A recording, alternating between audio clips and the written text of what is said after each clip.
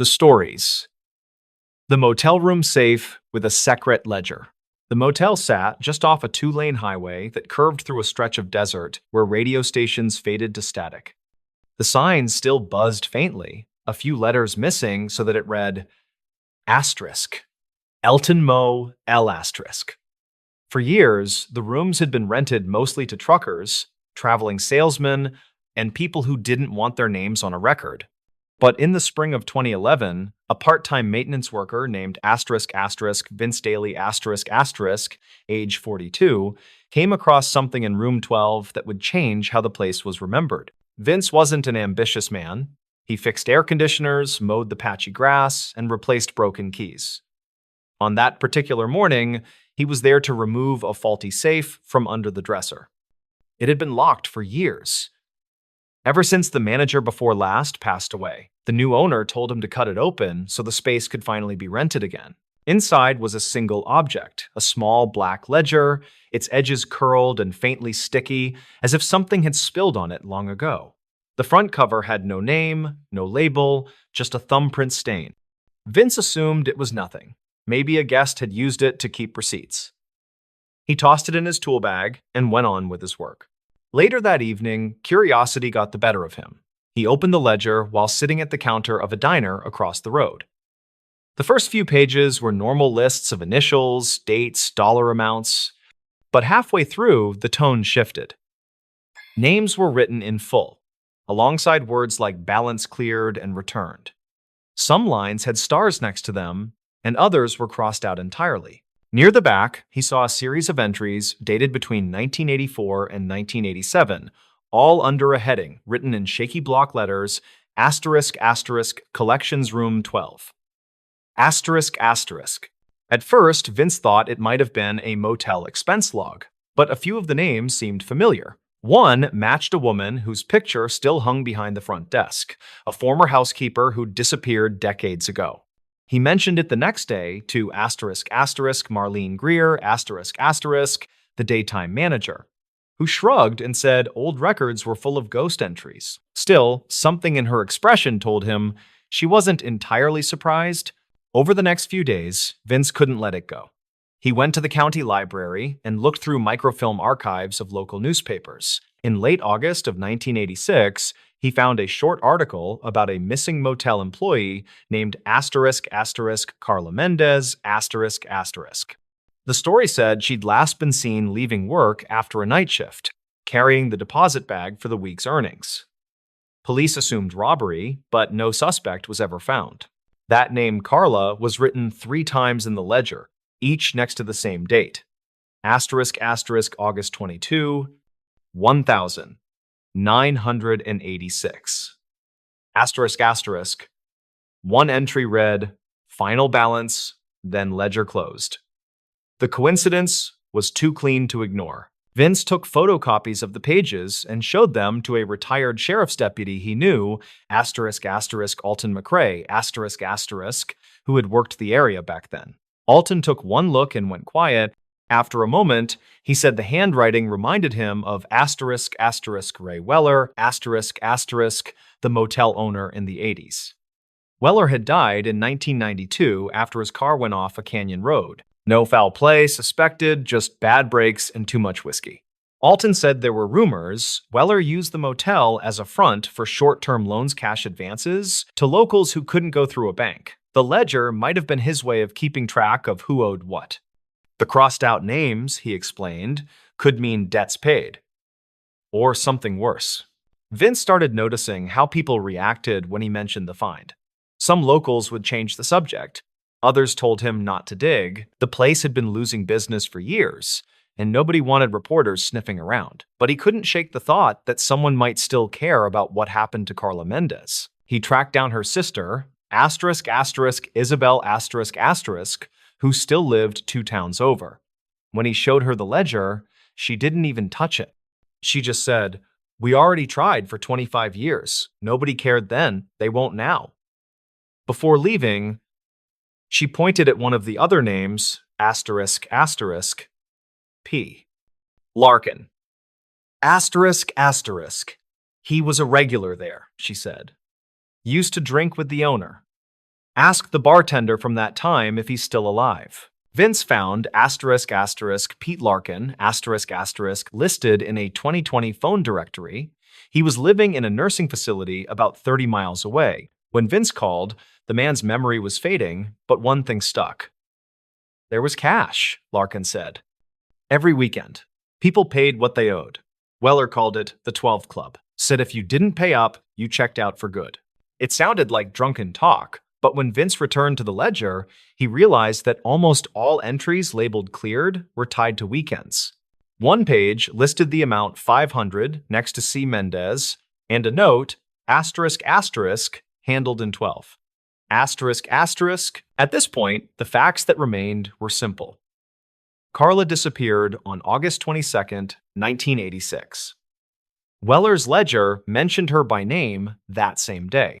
Weller died 6 years later in what might have been an accident, and now, decades later, his motel still stood, barely operating, with a safe no one had opened until Vince cut it loose. He reported everything to the local sheriff's office.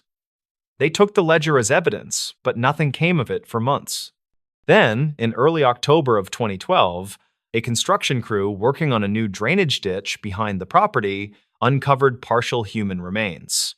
Dental records confirmed they belonged to Carla Mendez. The investigation was reopened. Forensic teams matched residue from the ledger's pages to soil found at the burial site. Both contained the same rare industrial solvent used in the motel's janitorial supplies during the 80s. It wasn't enough to convict anyone, but it closed a circle. The 12 Club wasn't a rumor. It was bookkeeping for threats carried out. By the time the motel finally shut down, Vince had long quit.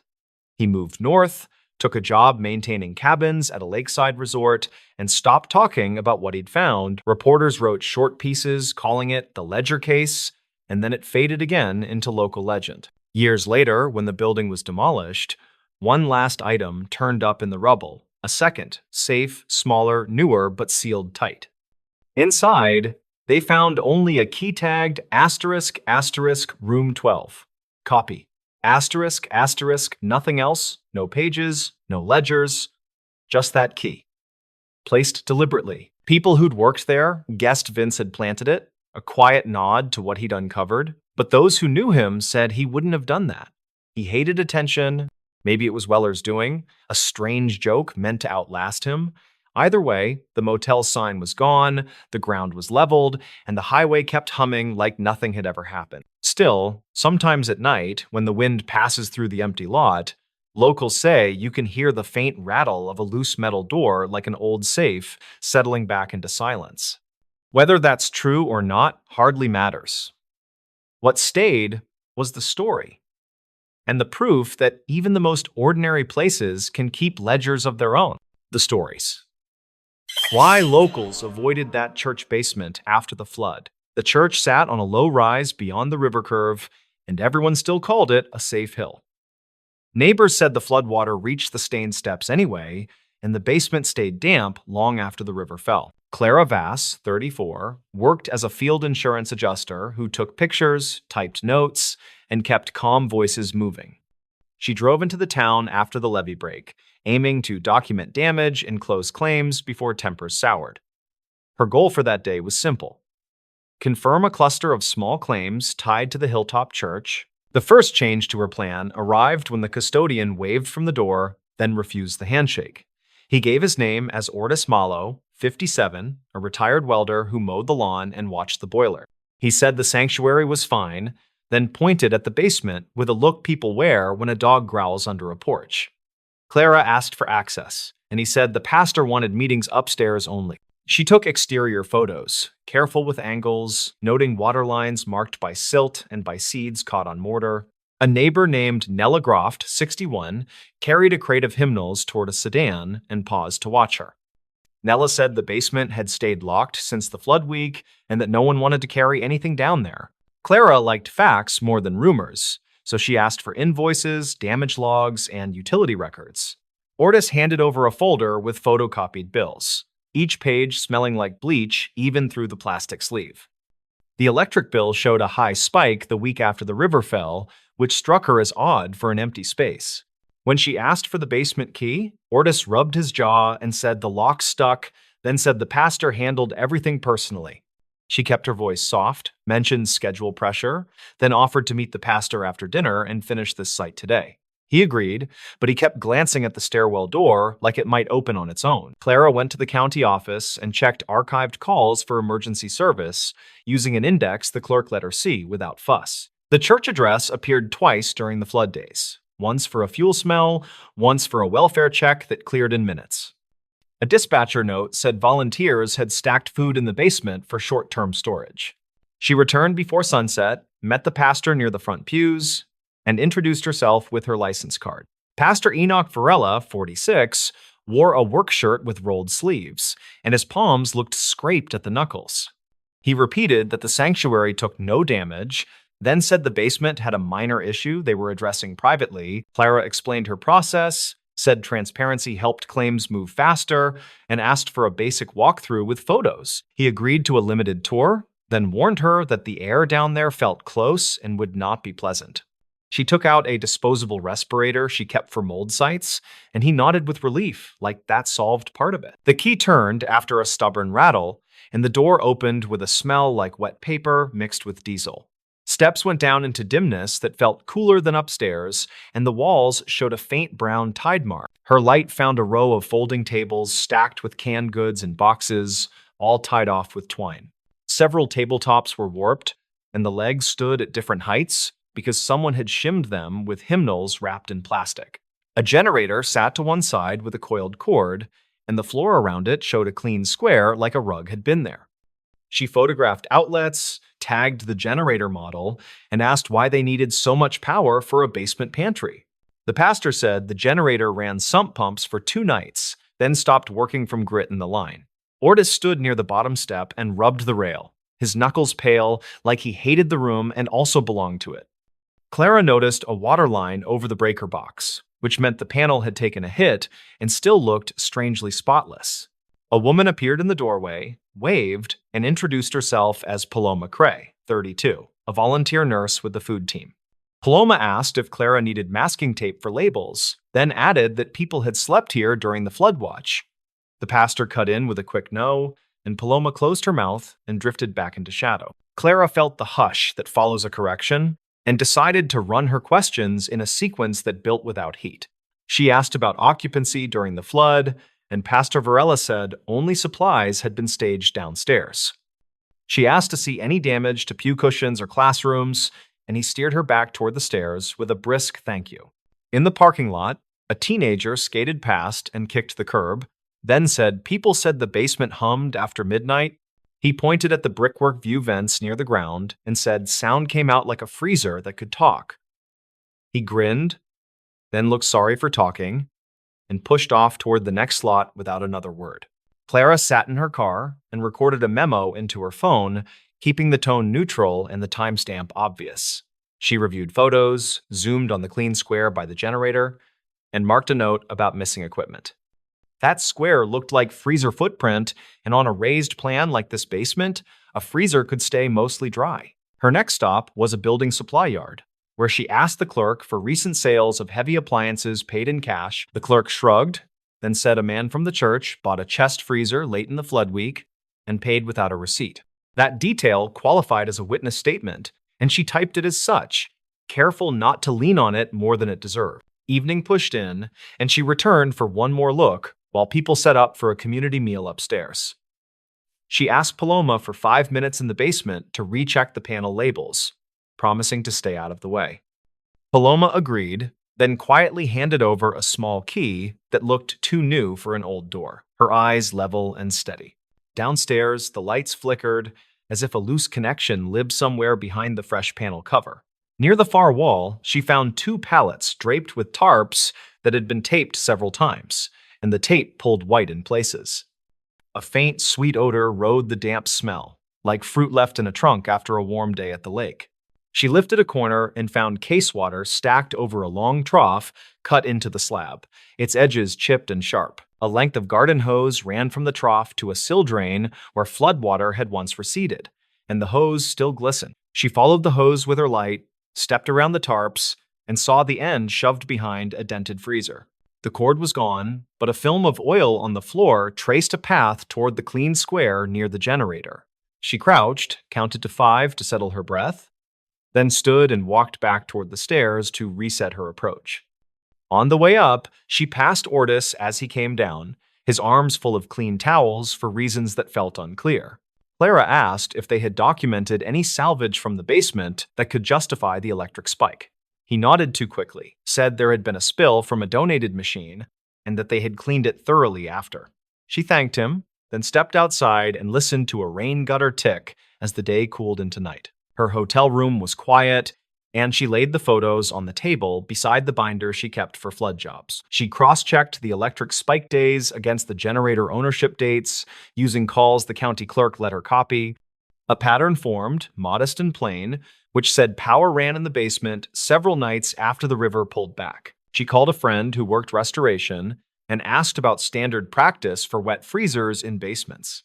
He said most techs would drag them outside, prop the lid, and tape a sign to keep people away until haul out. He said running a generator indoors for a freezer was dangerous, and added that diesel odor with sweet tang usually meant refrigerant leaked. Clara returned at first light and found Paloma sorting donated jackets on the front steps. Paloma watched the street, then said she had worked disaster shelters before and knew that water brings out the best and worst.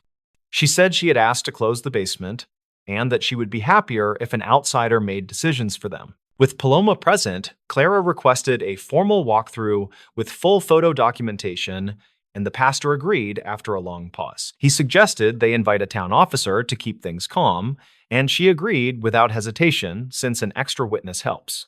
Officer Renwall, 39, arrived and signed the site log that Clara carried in her bag for exactly this moment. They opened the basement door together, and the smell rose again, edged with sourness that set teeth on edge. Wren kept a straightforward tone, said they would check for safety risks and nothing more, and the pastor nodded with his jaw set. They moved toward the far pallets, and Paloma touched Clara's elbow, then pointed with 2 fingers at the sill drain. Clara photographed the hose, the trough, and the freezer compression dents that matched a recent move across gritty floor. Wren looked at the panel and said the cover was new, then asked if an electrician had cleared it, keeping his voice even. Ortis said he would get the paperwork tomorrow, and stared at the drain like he feared what might back up through it. The twist waited in a storage closet behind a rolling chalkboard where someone had stacked plastic tubs in a neat column. Wren asked permission, lifted the lid on the top tub, and found medical waste bags tied with careful knots. The labels showed a clinic in a nearby county, and date codes matched the flood week plus 3 days after. Paloma exhaled, then said the town clinic had shut power during the worst night and that someone offered temporary cold storage here. The pastor stared at the bags and rubbed his temple, then said yes, they had tried to help and keep things under control. Ortis said the freezer had failed, they had panicked, and they had moved what they could to ice chests upstairs. Clara kept her voice in the middle as she asked whether any records accompanied the delivery of those bags. The pastor produced a photocopy from his wallet that showed a shaky agreement to secure and return the materials promptly. Wren read it twice, nodded, and said they needed to report this and arrange a proper collection, and the pastor said he understood. The pieces now fit the noise locals heard at night, the generator, and the spike in the bill after the rain. Refrigeration had kept those bags stable for a short window, then failed when the sump pumps stole too much current. The sweet tang in the air had been refrigerant, and the last trace of spoiled ice from makeshift coolers. They documented the closet, sealed the tubs again, and carried them upstairs where the air felt simple and bright. Wren radioed the county, asked for a hazmat team and the clinic contact, and kept his words plain so no one panicked. Paloma called volunteers to move the meal upstairs, and they did it quietly, like they were shifting a sleeping child. Within an hour, a small truck arrived with 2 techs who spoke carefully and signed every line Clara handed over. They packed the tubs into rigid containers and handed the pastor a receipt that settled chain of custody without drama. The tech said this sort of mix-up happens in storms when freezers are scarce, and that it becomes a cautionary tale for years. After the truck left, Clara took final photos of the basement and noted the cracked trough that had worried her from the start. She recommended a full inspection for the panel and air testing before volunteers returned to work downstairs. The pastor agreed, his voice steady now, and Ordis finally sat on the steps and let his shoulders drop like a load had slid off. The town never made a scandal of it, since nothing criminal had been intended, and the fix was clean and quick. That said, people still avoided the basement for a while, since memory can stick to concrete and walls like damp. They spoke of the humming nights as a warning, and they stored donations upstairs where anyone could see them in daylight. Clara filed the report that afternoon and drove out past fields that glittered with wet leaves pushed against fences. She felt no thrill, only quiet relief that the pieces had held together and that nothing worse had formed in secret.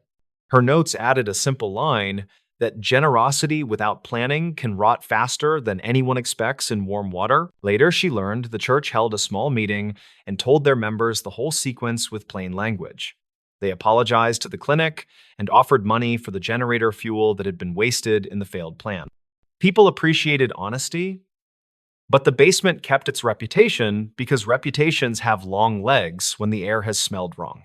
By autumn, the concrete was scrubbed, fans had run for weeks, and the panel wore a new sticker from an electrician. Still, a few congregants preferred folding tables upstairs, and no one minded because sunlight makes simple promises.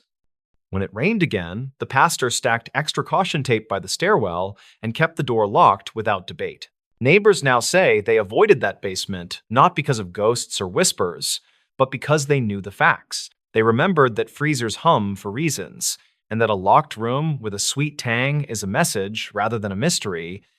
The town chose to listen, and the story settled where most real stories live, halfway between relief and regret. Clara closed the file and moved on to other roofs and other high-water marks, keeping her methods the same. She asked ordinary questions in steady sequence and waded through pauses that often carried more truth than quick words. The church needed time, the town needed air, and the basement needed light, and they all eventually got what they required. Years later, the flood was referenced as a hard season, not a nightmare, and the hill stayed a safe hill again. People mentioned the humming when they taught young volunteers how to store donations and why clear logs matter most. The pastor still kept the key, but he also kept the receipt that proved the chain unbroken, which made him sleep better. Clara would sometimes pass through on other assignments and find Paloma sorting jackets on the steps with calm hands. They would wave as if nothing remarkable had happened, which felt correct because the point was that nothing worse had arrived. The basement door stayed closed unless the work demanded it, and that quiet was the final lesson worth holding. The stories. This roadside photo changed the search in minutes. They called it a routine missing person search, and for most of that morning, it really felt like a routine search. A line of cars idled along a two-lane highway, and a handful of volunteers moved like slow clock hands through brush. Kira Duvall was 31. And she worked nights as a paramedic who could not stop reading maps. She took a personal day to help because she had patched hikers before, and she knew how fast heat turns hours cruel. Her plan for the day was simple and responsible, and it fit the tone of the briefing. She would work the southern fence line, check culverts, and log anything that looked out of place with a phone photo. The county sheriff had warned everyone about trespassing, and a deputy repeated the same rule in a firm voice. The missing man was named Owen Brackett, age 42, and he worked as a crane operator at a quarry north of town. Owen had left a garage sale with a box of tools, and a neighbor reportedly saw him turn toward the state highway. His sister filed a report after unanswered texts piled up overnight, and dispatch logs showed a welfare check on his small rental. He was not inside, and the bed was flat, and 2 mugs sat near a drying rack like small sentries. Kira walked that fence line with a volunteer named Bryn, who carried a bright orange notepad and a quiet focus. They talked little, and they moved in a steady pattern that felt almost like work at the station. The sun hummed through the haze, and cicadas made a loose electric sound over the ditch water. At 11, a deputy waved everyone toward the gravel pullout near the mile 11 marker sign. He wanted to regroup because the northern team had found a set of shoe prints near a culvert and needed space. Kira capped a water bottle, and Bryn checked the notepad, and they headed in with a slow trot. The meeting was short and clipped, and it held its shape like a sturdy box. The prints matched the size the sister described, and they angled toward a tree line that cut the field like a zipper. A drone team would scan the shadowed area, and everyone else would shift south by 2 miles and reset. Kira slid into her dusty sedan and checked her phone before moving, and that choice bent everything. A community page had started filling with posts, and a moderator had asked locals to send any roadside footage. One post sat near the top with a lot of comments, and the author had written a single line, "Is this him? Or am I seeing things?" The photo showed a shoulder of road near a farm stand, and a compact truck with a dented tailgate. A person stood beside it with a box in his arms, and the blur of the face did not help much. The timestamp showed yesterday at 4:12, and the location tag used a generic label. Bryn leaned in and squinted because the light was hard on the screen. Kira took a screenshot, then another, and she pinched the image until it turned blocky and awkward. The truck bed had two items that did not fit a garage sale box, and that was the first small tap on the door of her attention. One looked like a narrow metal rod wrapped in tape, and the other looked like a folded bag with a reflective stripe. The comments argued about whether it was Owen, and a few people mentioned a similar box. The moderator wrote that the photo had been sent in by a traveler passing through and that the original file was higher quality.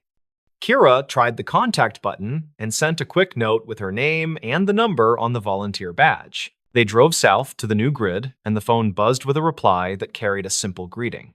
The traveler introduced himself as Linus, and he wrote that he had taken the photo for the farm stand sign. He said he was willing to share the full resolution image, and he attached it with a short, polite line. Kira opened the file, and the world shifted one notch toward clear. The folded bag was a safety triangle case, and the wrapped rod was a roadside jack handle with old tape. The truck had a sun-faded sticker for a fishing club 2 counties east, and a circle of mud on one tire suggested a recent dirt turnout. None of that made it Owen, and none of it placed him where the drone team worked hard. Then she saw the highway sign reflected in the farm stand glass, and the letters formed an odd mirror riddle. She rotated the phone and zoomed again, and the sign resolve clicked into place like a knot pulled tight. The number sequence matched a spur route that did not exist near the quarry or the culvert with the prints.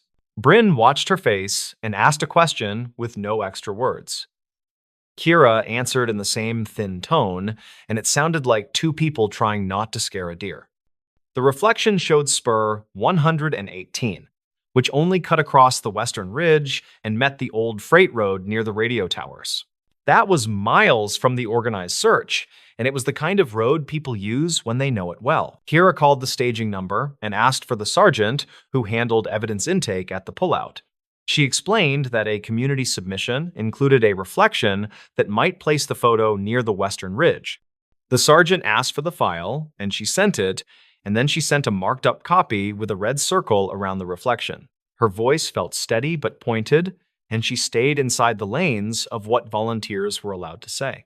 Dispatch called Linus to verify the time, and archived call notes later reportedly showed a clean match with his phone metadata. A deputy drove to the farm stand to confirm the angle, and his body cam captured the same letters when held at shoulder height. The sergeant asked the drone team to hold, and a small unit broke off toward the ridge with a calm, deliberate speed. Kira and Bryn reached the new grid and parked near a cattle gate that had a brown rope for a latch. The radio traffic shifted slowly, and it sounded like someone unfolding a map in a windless room. A second photo arrived from Linus, and it showed the farm stand chalkboard with a faint line of numbers written low. The numbers matched a delivery price list and the date, and a small logo that narrowed the stand to a single family. No private names made the air, and the unit handled it with care that felt almost like a quiet prayer. Kira received a thank you text and a note telling her to continue the assigned grid until instructed otherwise. She felt relief and restraint share one chair, and she went back to ditch water and briars and the chirr of cicadas. A call-out went to a tower contractor who reportedly kept a service log for access gates near the western ridge. He confirmed that a gate lock had been replaced 2 days earlier after being cut, and he sent a photo of the new brass shine. That photo sat next to Linus's image in the channel the sergeant used, and the pair looked like two buttons on a single coat. None of this guaranteed Owen had driven there, and the unit held the line on that sober point. Two residents near the spur told a deputy they had heard a truck with a loud belt late afternoon, and the detail matched the neighbor's note about Owen's squeal at idle. The deputy wrote that down as a witness statement, and he did not add any flourish beyond the time. A camera at a decommissioned way station still recorded to an old cloud account, and an archived clip reportedly captured the same dented tailgate. Kira thought about how people leave a breadcrumb trail even when they do not mean to leave anything. The farm stand glass, the chalkboard, the way station cloud, and the tower log drew a path that no single person owned. She worked her grid with a calm pace, and she answered Bryn's small questions with the patience of coworkers at a long shift. At 2:15, the radio clicked alive in a tone that set everyone breathing shallow for a moment. A unit had found a compact truck pulled off on a shelf road below the western ridge, and the plate matched Owen's registration. The truck sat at an angle with two wheels and scrub, and the safety triangle case was open near the bumper.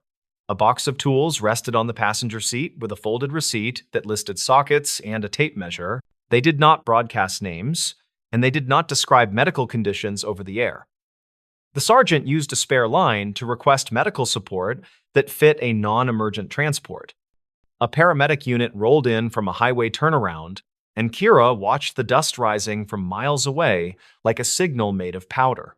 Hours later, an official note stated that Owen had been found alert and dehydrated, and that he had messaged family. The truck had a failed fuel pump and a dying belt, and he had tried to flag help before climbing for better reception.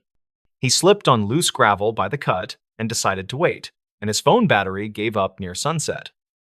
He stayed close to the truck, and he drank the bottled water from the garage sale box that had sounded so ordinary. The investigation continued in the tidy way that follows relief, and it collected details that felt useful but unglamorous. The farm stand owner confirmed the timestamp on the chalkboard through a drawer receipt that matched the hour of the photo. The tower contractor saved his gate log for the file, and the way station clip was downloaded before the old cloud account could rotate storage. Nothing in those artifacts turned dramatic, and all of it built a single sturdy ladder that reached the shelf road. Kira went home after handing over her notes and a neatly labeled folder of images. She sat at her kitchen table and felt the quiet ring in her bones, like something that wanted a name. The day had not been lucky, and it had not been heroic, and it had not been cinematic either. It had been a long, tight weave of small, precise things that met each other at perfect corners. She texted Bryn a simple line and thanked her for the careful walking and the steadiness. Bryn replied with an emoji, then caught herself and sent plain words that matched the briefing rules. She wrote that the photo had been the hinge, and that Kira had noticed the hinge before anyone else did. Kira answered with a line that cut the praise in half and kept the useful part. A week later, a brief statement appeared on the county site and did not mention volunteers by name. It thanked a traveling witness who had shared a clear image, and it thanked locals who stayed off the ridge during the search. It emphasized the value of precise information, and it asked the same thing people always get asked when time turns cruel. Share what you see, and do not guess more than the picture allows. Kira read it during a station break and thought about the reflection in the farm stand glass. She thought about how often truth hides in edges and mirrors, and how a mile marker can sit inside a pane like a secret. She filed the day under a private label and promised herself to keep looking for letters where letters should not be. That promise felt like a job that anyone could do, and also like a job that some people never think to try. When people later asked about the moment that moved the search, the answer sounded almost too small. A traveler took a picture of a sign, and a volunteer noticed the wrong route in the reflection, and a team shifted. The story made no room for grand statements, and it did not need a raised voice or a perfect ending. It needed an image, a circle of red pixels, and a ridge road where a truck sat angled like a held breath. Owen went back to his routine, and a friend reportedly drove him to a mechanic who understood old belts. He brought a pie to the farm stand as a thank you, and he kept his name off any posts that asked for a retelling. The family put the box of tools back on a garage shelf, and the receipt curled into a corner like a tidy leaf. His sister changed his phone charger for a tougher cable, and she set an alert for check-ins that would not nag. Kira kept working nights, and she drew grids in her head while folding gauze or checking vitals and stoplights. She believed in documents, and she believed in witnesses, and she believed in plain, ordinary pictures that steal a detail. She did not frame it as fate, and she did not call it anything with a shine. She called it paying attention, and she let the phrase sit like a low, steady light behind her ribs. Some stories end with a headline, and some stories end with a sentence that barely dents the air. This one ended with a screenshot, a small glass reflection, and a map where a wrong turn finally made sense. The title that made the rounds sounded dramatic, and the truth behind it stayed comfortably simple. A roadside photo changed the search in minutes because someone looked twice and then told the right person fast. The stories. This dispatcher flagged a warning nobody else heard. In the summer of 2015, a small county dispatch center in the Midwest logged what should have been another quiet night routine calls, minor accidents, nothing serious. But at 2:36 a.m., dispatcher Lorna Keats flagged a single line in the call log with a red warning tag. The rest of the shift didn't notice. 12 hours later, a missing person report came in from the same road. Lorna was 52, a mother of 3, and one of the few veteran dispatchers still working nights. She'd spent more than 20 years listening to the county breathe through static. Drunk drivers, runaway teens, distant gunshots that usually turned out to be fireworks. That night, she was scheduled to train a new hire, Evan Rhodes, a quiet 20-something fresh out of community college. He remembered her as calm, methodical someone who double-checked even the quiet calls. The call in question lasted just 19 seconds. It came from an unregistered prepaid cell phone traced to the stretch of County Route 47 between mile markers 19 and 20. The caller didn't say much, just a breathy male voice repeating, "He's still here," before the line cut. Background noise? Steady hum, maybe an engine, maybe wind? Lorna replayed the audio 3 times, then filed it under possible domestic disturbance. But something made her stop the recording and reopen it. According to her later statement, she heard a faint ticking sound under the voice mechanical, uneven. Like a turn signal that never clicked off, she said. At 2:38, she added a note, "Warning possible vehicle hazard, County 47. No one responded. The patrol car assigned to that region had already been rerouted to a stranded motorist 15 miles away. The shift ended at 6, and by the next day, the flag was buried beneath dozens of other overnight notes. 2 days later, a farmer found a truck half submerged in a drainage ditch along the same stretch of road.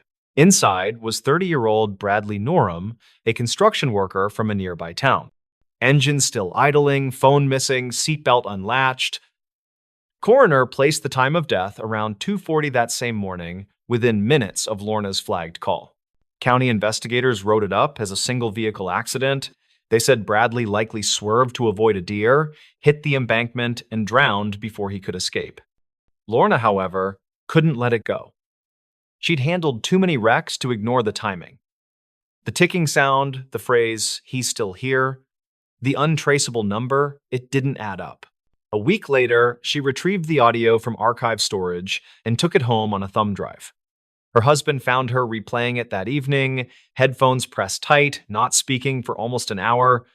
She said she thought she heard 2 different voices, one layered under the main one.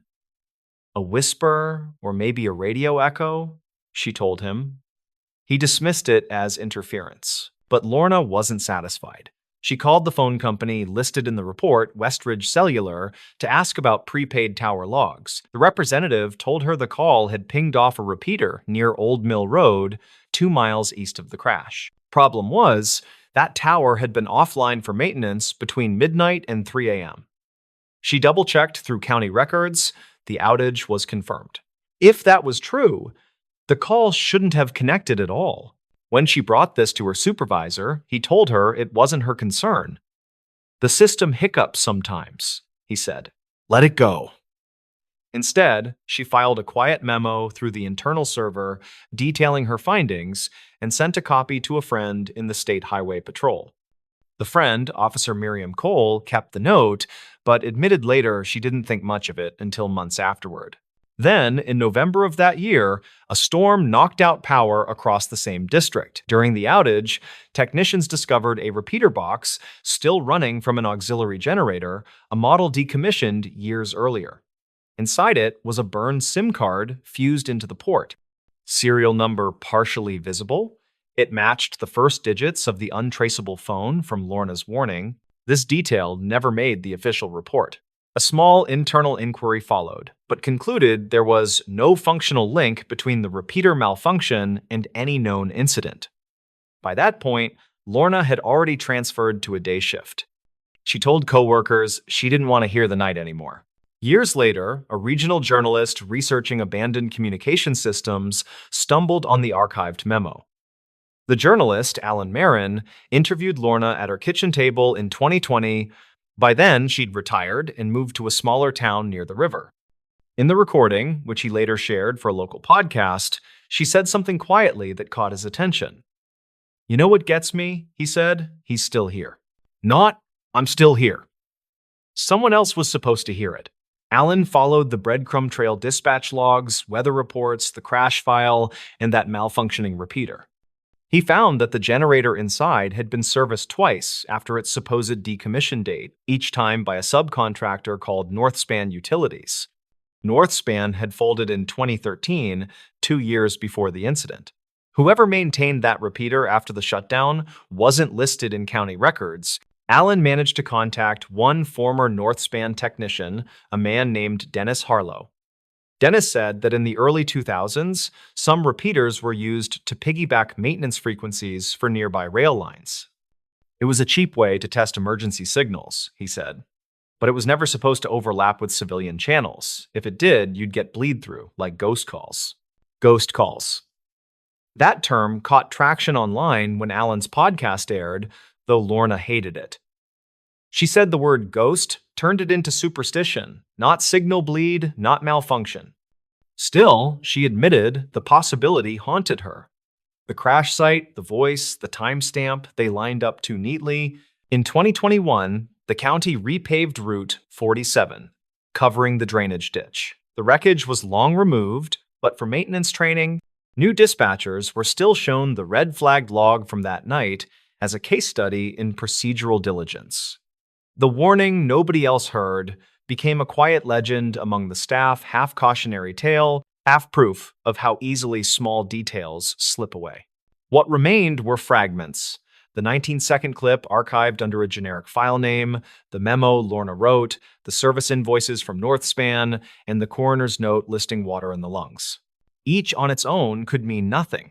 Together, they formed a pattern too odd to ignore but too thin to prove. Lorna passed away in 2023. At her retirement gathering the year before, a few old colleagues brought up the story. She just smiled and said, "It was probably static." Then, according to Evan, her trainee from that night, she added quietly, "But static comes from somewhere." At this point, the facts that remained were simple. One call, one warning, one man dead on a dark county road. The system logged everything perfectly except for the truth behind that 19-second window. Whether it was interference, a misrouted test frequency, or something else, no one could ever show exactly who made that call or why it stopped where it did. Still, in the dispatch training manual filed a few years later, there's a footnote beside Lorna's case study. It reads, "Always listen twice before you clear a line." No capital letters, no bold text, just quiet advice embedded between procedural codes. A reminder that sometimes the sound we dismiss as noise might be the only signal that matters. The stories. This night guard filed a missing hours report. The file started as something routine, a timestamp discrepancy in a small town security log. A night guard at a regional warehouse filed a missing hours report, claiming his time card didn't match the hours he'd actually worked. The report was short, oddly calm, and dated early March of 2019. No one thought much of it until he never came back to work. His name was Leon Hartridge, 43, a former truck driver who'd switched to night security after a back injury. The warehouse sat off a rural interstate, the kind of place that smells like cold concrete and diesel even after midnight. Leon's shift started at 10 and ended at 6. His wife told investigators he usually came home by 6:30, drank coffee, watched old westerns, then slept until afternoon. That pattern broke on a Wednesday night when he didn't clock out. The initial assumption was simple. Maybe he quit. Maybe he got another job, or maybe he just walked away. But the following morning, his supervisor found his lunchbox, still sealed, and a half-empty thermos on the break room counter. His reflective vest hung neatly on a hook, radio still attached. The last digital swipe of his ID was logged at 3:42 a.m., then nothing. The company filed a basic absence form, but by Friday, the sheriff's office got involved. They reviewed the overnight CCTV, 6 cameras in total. 5 worked fine. The 6th, covering the north loading dock, froze at exactly 3:41 a.m. Then, 3 minutes later, all motion detection stopped. It wasn't just a blackout. The file header showed it had been manually overwritten. Leon's brother, a retired electrician, offered to check his apartment when calls went unanswered. Inside, he found Leon's keys on the counter, wallet in the same place he always left it, and a spiral notebook on the kitchen table. The last entry, written in his blocky handwriting, read, "Clock shows 4 when I walk out. Feels later. Light's wrong color again." Investigators traced that note back to similar remarks he'd made to coworkers in the weeks before.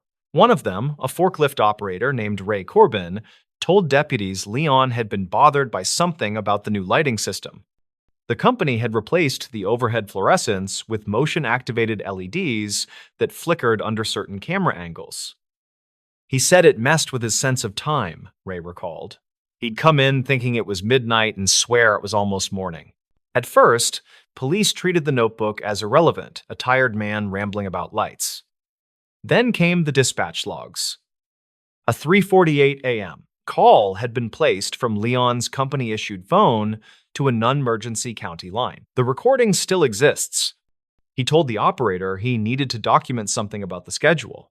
His tone was formal, detached, like he was making a statement rather than asking for help.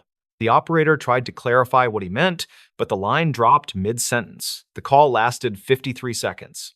When they checked the network records, they found something else. The call didn't route through the cell tower nearest the warehouse. It bounced from a tower 30 miles east across the river. That's the same direction Leon's phone was last pinged before it went offline, near an unfinished section of the old state bypass, closed since 2011. Deputies drove out there and found fresh tire tracks in the gravel, leading toward a fenced construction lot. No vehicle was recovered. Weeks passed. Local news ran a single story: warehouse guard missing after time card dispute. Public interest faded quickly. And as fashion, local news wanted the power. But in June, the company's new HR contractor discovered something odd while auditing payroll. Leon's time card for that final night didn't just show missing hours, it showed duplicated entries. Between 2 a.m. and 4 a.m., his ID was logged twice at 2 different doors, seconds apart. One swipe at the front entrance, one in the mechanical hallway. Same ID, same timestamp. Technically impossible. Investigators re-examined the internal server that housed the door logs. That's when they noticed a secondary access profile had been created using Leon's credentials, but tagged with a different department code, one belonging to the electrical maintenance division. The account was active for 1 week, then deleted. IT records listed the administrator as temporary systems testing. No one at the warehouse remembered authorizing it. The more they dug, the stranger the timeline became. Archived footage from prior nights showed brief blips in the digital clock, displays 3-second shifts where the time rolled backward before correcting itself. Leon had written about this in another note. Clock skipped again. Same moment the hum cut out. Technicians later confirmed that during those same minutes, a backup generator was cycling power for a series of sublevel fans. Only a few workers even knew the sublevels existed. They weren't active parts of the facility anymore. When authorities finally inspected the lower level, they found old offices sealed off with plastic sheeting and warning signs for asbestos. In one corner sat an unplugged time clock terminal dated 1994. The paper spool inside it still contained partial punch cards, yellowed and brittle. One of them bore Leon's employee number, printed faintly beside the name of a former contractor who died years earlier. That discovery reframed everything. Somehow, the modern ID system had merged data with the obsolete one, producing overlapping records that made it appear Leon was in two places at once. The missing hours report he'd filed wasn't about unpaid wages, it was about time itself, slipping in a way he couldn't explain. The investigators never found conclusive proof of tampering, though one retired systems tech told local reporters that the company's old mainframe still ran partial code from a discontinued scheduling program called ShiftLine. He claimed that under rare conditions, like a power cycle during data backup, it could duplicate entries with original punch data from the archive, labeling them with active credentials. If that happened when Leon's ID was scanned, it might have triggered a fatal error, but that's still theory. What's factual is this. The same Friday, the audit uncovered the duplicate entries. A highway cleanup crew reported finding a fragment of a reflective safety vest along the bypass construction route. It matched the brand issued to Leon's team. DNA analysis was inconclusive exposure, and time had degraded it, but one detail stood out. The vest's zipper pull contained traces of oil consistent with the warehouse's loading dock equipment. In the end, the case file closed under missing person, presumed deceased. Officially, no foul play. Unofficially, everyone agreed something in that building broke his sense of time before he vanished. His wife still keeps the notebook on a shelf. The last page, just beneath his final note, has a short line written in different ink, maybe added later, maybe the same night. It reads, "Clock shows 4, door says 3. At this point, the facts that remained were simple. A man noticed an inconsistency, tried to document it, and disappeared between two readings of the same minute. Whether that was error, accident, or something stranger about how those systems looped, no one can say for certain. The warehouse eventually upgraded its entire security network, scrapping every trace of the old servers. But the missing hours report still sits in the county archive, a single-page statement with the timestamp frozen at 3:42 a.m. The same moment the camera went dark. The stories. The silent hospital wing with alleged final footage. The north wing stayed quiet after visiting hours, and the only noise came from vents that clicked like tired metronomes. Staff shared the same phrase for years, reportedly calling it the silent hallway where the lights hummed slightly brighter. Mara Kincaid was 34, and she worked nights as a charge nurse who still wrote notes by hand. She liked predictable rounds, and she liked checking the machines herself because she trusted beeps less than faces. On a rainy Thursday, her simple goal was to finish a wound check, sign a stack of orders, and clock out. The shift began with a late dinner in the break room, and it seemed like the kind of night nothing remembers. Ronan Vale was 36, and he supervised maintenance with a patience that came from old factory work. He carried a pocket radio with a broken antenna, and he logged every outlet test like it mattered to someone.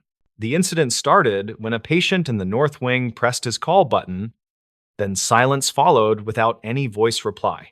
The archived call log showed the button was held for 5 seconds, then released, then tapped again 3 times. Mara reached the door first, and she cleared her throat before pushing with her shoulder, since the latch stuck on humid nights.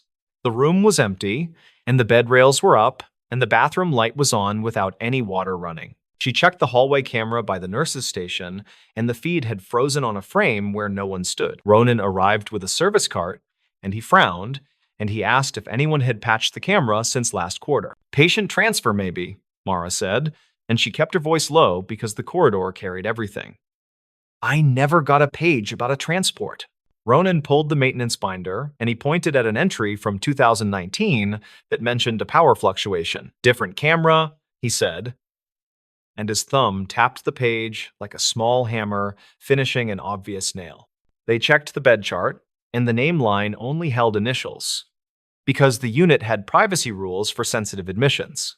The time of admission was listed as 2200, and the diagnosis read observation, and nothing else was printed. A housekeeper named Iola Reyes rolled a linen hamper by them, and she said the patient asked earlier about the stairwell. Witness statements later noted she had not seen a badge on the patient wrist, and she remembered the smell of antiseptic. Mara searched the bathroom, and she counted 5 cotton swabs in the trash, along with 2 adhesive tabs that had curled. She took a photo with the hospital phone, and the flash startled her because she had forgotten to disable the shutter sound.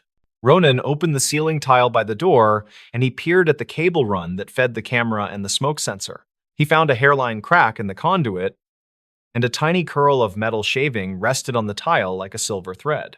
They followed policy, and they called security, and a guard named Derry Boone wrote the time on his palm with a marker. His radio squawked, and dispatch logs later captured the clipped exchange that said North Wing camera frozen since 2215. The investigation moved across small squares of evidence, and every piece felt ordinary until each piece started fitting. Mara pulled prior vitals from the network, and the last reading on that room was normal. Then the device stopped sending updates. Ronan replayed earlier camera clips from other angles, and he found 5 seconds where the emergency exit alert blinked. Witness statements reported no alarm sounded on the floor, which suggested a silenced switch or a failed buzzer behind the plate. They visited the stairwell, and it smelled like wet concrete, and there were footprints that pulled dirt up in little arches. The toe pattern looked like patient socks, and a scuff line dragged for a foot, then stopped, and then resumed. Iola walked the corridor with them, and she rested her hands on the hamper edges like it was a steering wheel. He asked if the vending machine ever takes bills this late, she said, and her tone was apologetic without a reason. Mara checked the cafeteria camera archive, and she searched timestamps between 2200 and 2230 without breaks. The footage showed vending lights flicker and a rolling reflection of the ice machine door, and no patient approached either. Ronan called the on-call electrician, and he asked for a line test on the North Wing circuits beyond the junction. The electrician reportedly answered from a truck outside, and he said storms cause weird ghosts when the backup inverter handshakes incorrectly. Security reviewed vehicle gates, and the record showed no exits, and it showed 1 ambulance arrival and 1 taxi inbound turn. The taxi camera caught rain on the lens, and the shapes in the frame appeared like shadows pretending to be people moving. Mara walked back to the room, and she sat in the visitor chair, and she looked at the bed like a stage. The sheets held a diagonal crease that suggested someone sat on the edge, then changed their mind, and stood slowly. She noticed a folded paper beneath the pillow, and it was hospital stationery, and the writing was cramped and slanted. The note read, "They said, I would sleep here for observation. I only asked for quiet. I will make it quiet myself." She showed Ronan, and he raised his eyebrows, and he said people write strange lines when they want control again. "Could be a statement," he said. And he took a photo, and he set the paper back where it had been resting. They checked the elevator camera on the service lift, and they saw no one. And they saw the doors hesitate twice without reason. The maintenance panel log showed a fault code that matched a sticky optical sensor, which could create a false occupancy reading. Security walked the roof, and raindrops traveled in sheets, and the helicopter pad lights buzzed, and the wind pulled at the harness. No prints held on the rubber mat under that weather, and the team recorded nothing except water pooling near a drain. Mara called the number listed for the initials on the chart, and the voicemail answered with a generic greeting without a name. The archived calls showed she left a message, and she marked the record for a social worker referral the next morning. The twist arrived from a workstation that handled the wing wide overnight monitor board, which recorded short clips for training. Ronan found a separate storage folder, and he found files with timestamps that matched the frozen camera, which suggested a mirrored buffer. He played the file, and the first seconds held the empty corridor, and the lights hummed, and the vents clicked rhythmically. Then a figure stepped into frame from the bathroom, and the face stayed bowed, and the person held a small device. The figure pressed the call button, and waited, and pressed again, and then looked directly into the lens with a steady expression. The person wore a blue patient gown, and there was no bracelet, and a square of bandage covered the left forearm. The figure spoke one line, and the audio kept popping, and the words were difficult but not impossible, and they landed heavily. The line sounded like, "Please log this as a discharge without paper. I will return the quiet that was promised tonight." The figure leaned toward the hallway exit and held up a magnet key that looked improvised from a maintenance badge shell. Ronan froze the frame, and he zoomed carefully, and he compared the lanyard clip to older staff models from storage. He opened a drawer on his cart, and he pulled a shadowed badge, and the clip matched the same notched jaw. He remembered a report from 2011 that mentioned missing spares, and he realized the old inventory never reconciled fully. Mara watched the clip again, and she noticed the brief stop at the door where the hand paused near the hinge. The person shifted weight, and the gown hem lifted, and a glimpse of ankle revealed a piece of linen tied like cord. They searched the linen cart and found a torn sheet corner and a tight knot that matched the quick tie and frame. Witness statements sometimes miss small habits, and this one felt like proof that the same hands moved through every part. Security traced the stairwell door with a flashlight, and the latch plate held a line of smudged residue near the tongue. The residue smelled faintly of hand sanitizer, and the drizzle likely washed everything else, and a small rectangle mark remained. Ronan printed the frame, and he marked the hallway clock on the wall, and then drew a diagonal line. If the figure left at that angle, he reasoned, then the person would pass the decommissioned lab and the loading dock walkway. They opened the door to the old lab, and stale air settled on their shoulders, and a single emergency light hummed. A small stool sat under the wall phone, and the receiver was off, and the dispatch recorded 2 seconds of static. The loading dock camera had the clearest view, and the rain helped by shining every surface like a clean mirror. The figure emerged under the overhang and paused and placed the improvised badge on the scale and stared at the red numbers. Mara said quietly that people sometimes need clocks that have nothing to do with time, and Ronan nodded without looking away. The figure moved toward the far gate, and the frame caught a truck pulling in, and the headlamps blinded the sensor briefly. The alleged final footage ended with the figure stepping beyond the painted yellow line, and the clip cut to black. The storage folder wrote a partial next file, and the timestamp advanced 1 minute, and the next image showed only rain and darkness. Security canvassed the area beyond the gate the next morning, and they found a blue paper cap in a pothole. A supermarket clerk down the road later told them privately that a person in a gown bought a jacket before sunrise. The clerk described a steady voice and a careful posture, and a request for the cheapest jacket that still had a zipper. She remembered a folded square of tape on the person's wrist, and she said the person counted bills with deliberate focus. Mara filed the incident summary, and she kept the note line without interpretation because her job was to record and proceed. She added the sentence about the linen tie, and she added the part about the magnet key, and she kept the tone steady. Ronan wrote a maintenance report that asked for a complete audit of old badge hardware and an updated inventory process. He requested a camera firmware refresh schedule, and he recommended replacing the corridor conduit that carried the vulnerable signal run. The hospital quietly changed the North Wing protocol, and now every quiet room kept a visitor log under a laminated sheet. Nurses checked the stairwell latch every round, and security scanned badge shells weekly, and housekeeping marked any torn linens. Months later, a social worker forwarded a letter to administration, and it mentioned a patient who left without signing. The message said the person had revisited, reportedly during a volunteer day, and returned the improvised badge in a sealed envelope.